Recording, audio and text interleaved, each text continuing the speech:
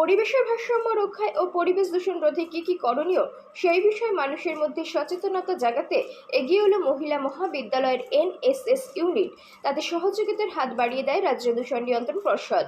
সোমবার দেখা যায় কলেজের এনএসএস ইউনিটের ছাত্রীরা লিফলেট বিতরণ করছেন রাজধানীর আগরতলা শহরের বিভিন্ন জায়গায়।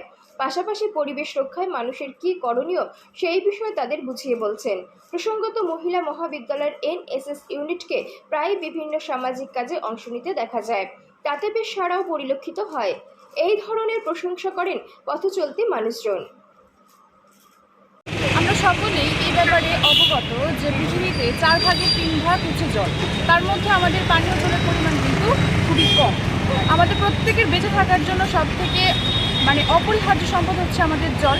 সাম্প্রতিককালে একটি পরীক্ষা করে দেখা গেছে যে দক্ষিণ আফ্রিকার যে রাজধানী কেপটাউন শহরকে বিশ্বের প্রথম জলহীন শহর বলে ঘোষণা করা হয়েছে এবং সেই যাত্রা কিন্তু দুঃখজনক যাত্রা আমাদের ভারতবর্ষেও কিন্তু প্রবেশ করেছে এবং মানুষের ক্রিয়াকলাপের ফলে আমাদের ভারতবর্ষের বিভিন্ন রাজ্য সেই জল সংকটের মুখে পড়েছে।